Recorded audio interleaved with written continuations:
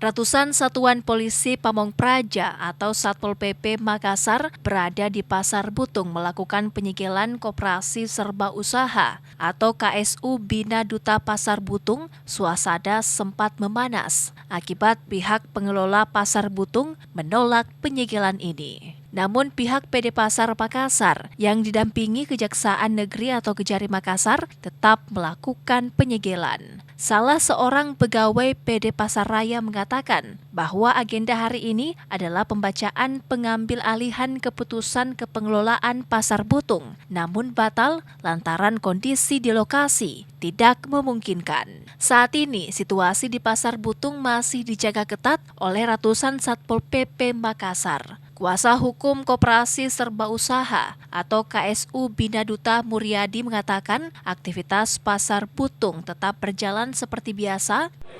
Jadi tadi pagi itu tiba-tiba Kejaksaan mau menyegel kantor pengelolaan. Ya. Tetapi menggandeng pihak lain seperti dia dikawal dengan berapa Satpol PP ya, hampir ratusan lah.